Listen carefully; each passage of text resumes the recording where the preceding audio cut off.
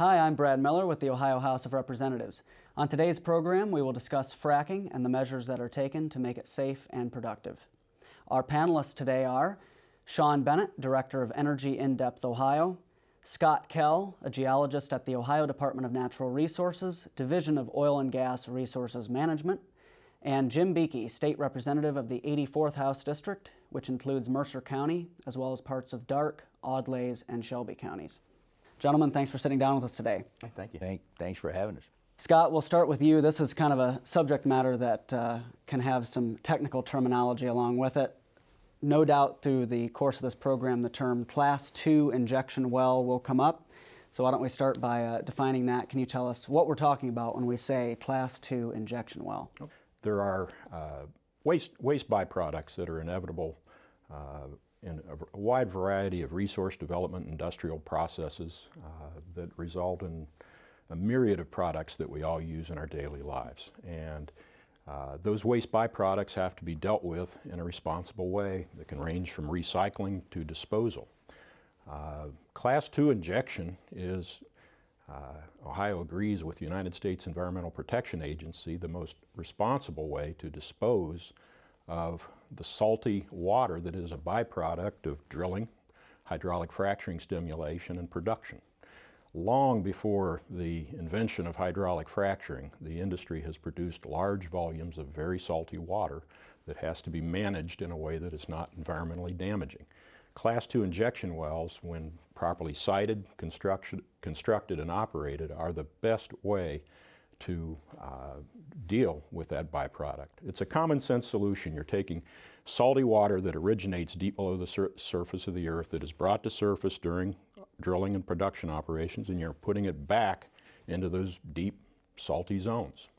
So this water has to travel through pipes, obviously. Yes. It's more complex than just that, however. There are multiple layers of casing around these pipes. Can you talk about that and why that's important? Well, one of the key design features of both oil and gas wells and Class 2 injection wells is multiple layers of protection. In a Class 2 injection well, we typically have a conductor pipe, which covers the shallow subsurface, the unconsolidated, the glacial deposits, and so on, that is cemented back to surface. You have surface casing that extends down through what we call the deepest underground source of drinking water. Now, that's not water that you would necessarily drink. We protect water that might be treatable and usable in the future. So we're going down and not only making sure that we isolate and protect those drinking water aquifers, but even deeper aquifers that might not be usable today, but could have some utility in the future. So we're very proactive in that. And then there is another, an injection casing, a smaller diameter steel pipe that is cemented over the injection zone. So you typically have 4 to 5 or more layers of protection in a Class 2 injection well. And then within that, the brine or produced water is injected through a smaller diameter pipe that is set on an expandable device at the bottom of that casing called a packer. And we have this ingenious early warning detection system that operates a lot like, say, the early warning light on your oil, for oil on your dashboard, that lets you know, hey, you've got something you got to look at here. Doesn't mean there's a disaster. It means, it means take care of it. And so we have this system by which we can monitor the tubing and the packer for leakage, and we can do that with a simple pressure gauge at surface. And so we have the capability from surface to tell whether or not that well has mechanical integrity at any given time. Sean, Scott mentioned that we're talking about wastewater, the salty water. Can you talk about some of the limitations that might go into effect, or how these storage sites might be chosen, where that water can be put? Oh, yes. I mean, you can't just put them anywhere. You have to have certain geology. Geology is going to be the prime determination on where you're putting these wells. You have to have a certain porosity that's going to accept the brine back. And a lot of these have to, usually tend to be in oil and gas producing regions where they've already developed some oil and gas, and then the brine has already left the formation and it can go back. But you also have to have a number of other varieties. You have to have a good seal cap rock on top of it to make sure everything stays in place. But then you also must follow the rules and guidelines by the US EPA. the US EPA sets forth all of the parameters for Class 2 well injection. So what they feel is safe is going to be, but now what we also have in Ohio is primacy. And what's very interesting with that is in Ohio, we go above and beyond what the US EPA does. So we have rules and regulations that are just set for Ohio with our geology in mind. Are there other ways that maybe companies can handle this wastewater as opposed to storing it underground or? Yes, there is recycling. You know, that is a method that has started to gain traction here in Ohio, especially when you're talking about the Utica development that we're seeing. We're very much in the infant stages of that.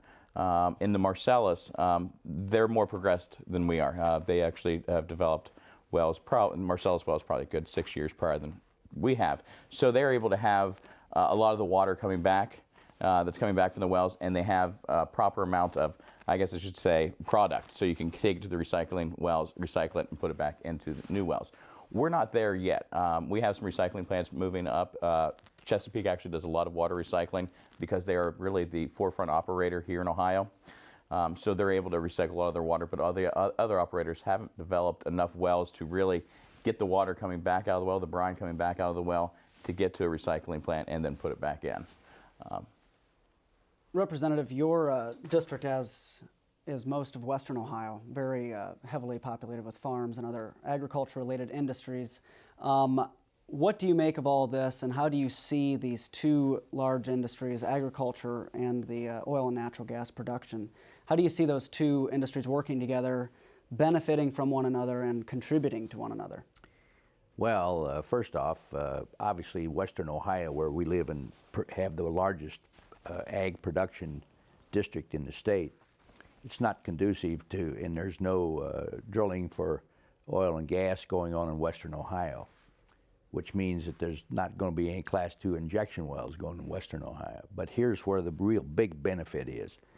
As the gas is produced, pipelines are going to bring gas over to Western Ohio, and you're going to see coming infrastructure for usage of compressed natural gas in automobiles and trucks and farm equipment. And there's going to be a lot of uses for the gas.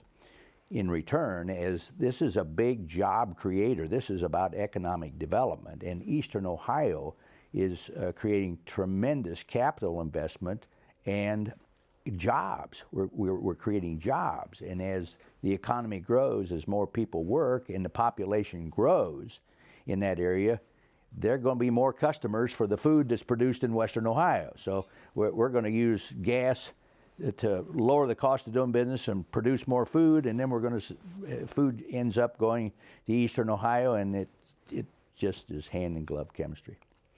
Sean, through this whole process, public safety and health is of the utmost importance, rightfully so.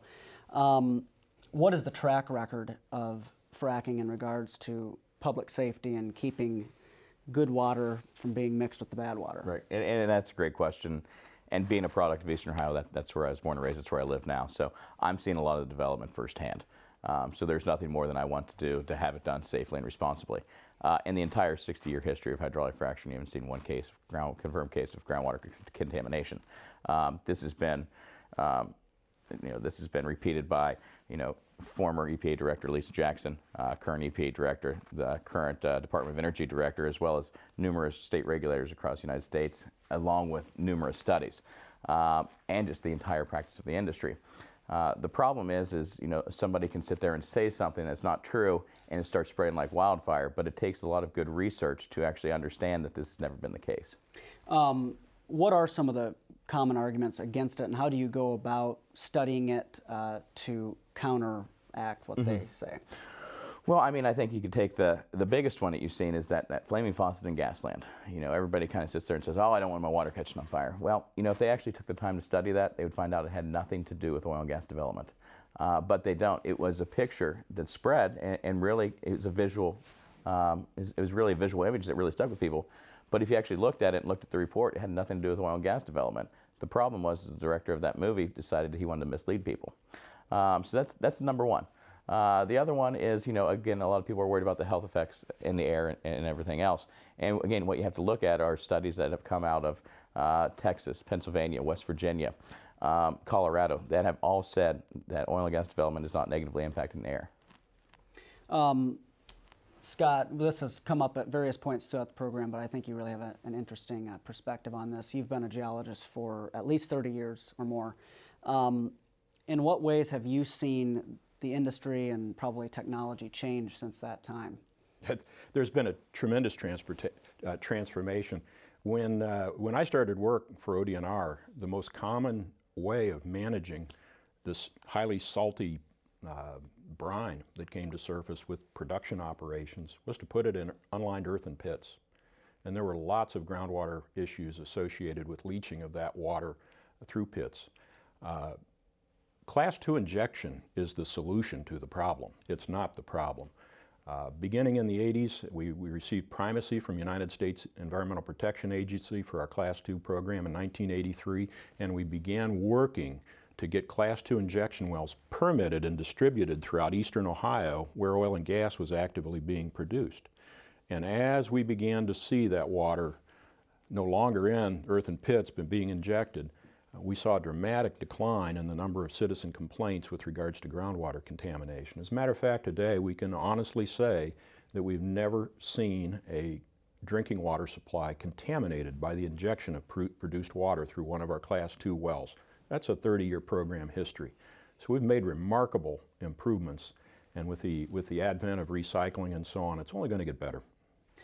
Representative, through your talks with industry experts, regulatory experts, local officials, other legislators, what do you make of all this, and what would you say is one of the most important things you've learned about this process that you would want to share with the constituents in the 84th District? Well, of course, this is my 11th term in the House, and I've been a member of the Agriculture and Natural Resources Committee all 11 terms. So I've been involved with a lot of legislation that deals with this. The one thing I want to tell everybody is that Ohio has some of the most stringent laws and regulations as it relates to oil and gas production, and everybody should know that it's getting tougher. We're such with our laws and rules that it's tougher, so that everybody in Ohio, in West Central Ohio, the whole state knows that we are safe and secure with the production of oil and gas. I'll extend that question to you two, or have a couple minutes left.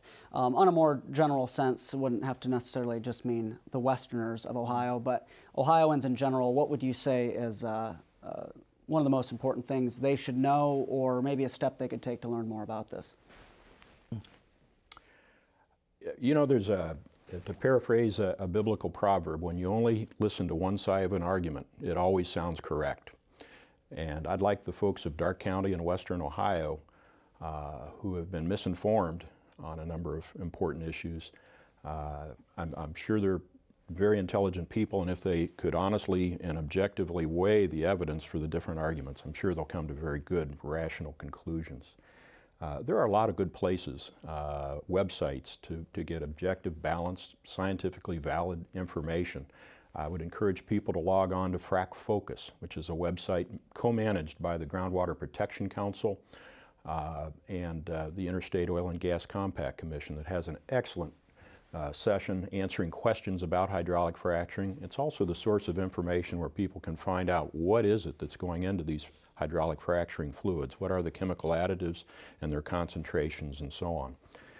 I would recommend they log on to the Groundwater Protection Council website, gwpc.org. They can download or look at publications such as this, which is entitled Modern Shale Gas Development in the United States, a primer, and it explains the technologies and the processes and the legal and regulatory framework for the safe development of shale gas resources throughout this nation. Those are good sources. Our own website, odnr.gov, has lots of helpful information and fact sheets on the process as well. John? Yeah, I mean, to piggyback off Scott, I mean, I completely agree. It's really going out to the sources, and Energy in Depth. We have a huge library that really has reports from the Groundwater Protection Council, ODNR, the US EPA, Ohio EPA. You know, really go to the regulators who are unbiased on this issue, and a lot of the academics, because, you know, too many times, you know, it's almost like that State Farm commercial. The one where the lady comes and says that she's dating a French model because she met him on the internet. You have this guy who looks like me coming in and just only French he knows is bonjour.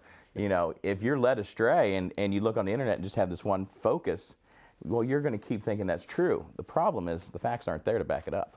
Don't be so hard on yourself. Thanks. And those links that were mentioned will be shared on the screen as well. With that, we are out of time for today. Thanks again to our three panelists for a great discussion. And we look forward to seeing you again the next time. Thank you for watching, and I hope you can join us again. Have a great day.